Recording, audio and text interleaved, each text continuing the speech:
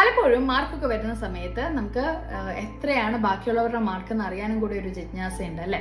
അപ്പോൾ നമുക്ക് അറിയാവുന്ന പേരുകളൊക്കെ എടുത്തിട്ട് നമ്മൾ ചോദിക്കും ഇന്നയാൾക്ക് എത്ര ഉണ്ടായിരുന്നു, മറ്റേ ആൾക്ക് എത്ര ഉണ്ടായിരുന്നു എന്നുള്ളത്. ടെക്നിക്കലി ചിലപ്പോൾ നിങ്ങൾ എങ്ങനെയാണ് ക്ലാസ് ആവറേജ് എന്നൊക്കെ അറിയാനായിരിക്കും ചോദിക്കുന്നത്. അതങ്ങ് ഡയറക്റ്റ് ആയിട്ട് ചോദിക്കുക. ഓരോരുത്തരുടെ പേരെടുത്ത് ഇങ്ങനെ ചോദിച്ചുകൊണ്ടിരിക്കുമ്പോഴത്തേക്ക് ഓട്ടോമാറ്റിക്കലി ഒരു കമ്പാരിസൺ ട്രാക്കിലേക്കാണ് ആ ഒരു കോൺവെർസേഷൻ പോകുന്നത്. അത്തരത്തിലുള്ള കമ്പാരിസൺ പലപ്പോഴും കുട്ടികളുടെ സെൽഫ് വർത്ത് കുറയ്ക്കുന്നതായിട്ടാണ് പഠനങ്ങൾ കാണിക്കുന്നത്. അത് മാത്രമല്ല, ദേ സ്റ്റാർട്ട് ഫീലിംഗ് ദാറ്റ് എൻ്റെ അച്ചീവ്മെന്റ്സ് അനുസരിച്ചാണ് എന്നെ ഇവരെല്ലാവരും ഇഷ്ടപ്പെടുന്നത് എന്നുള്ളത്. So automatically their confidence is also going down. So next time if you want to know, just ask in general എങ്ങനെ ഉണ്ടായിരുന്നു ക്ലാസിന്റെ പെർഫോമൻസ്. അതിനുശേഷം the questions that you need to ask is the way how they can improve from their present to their expected grades.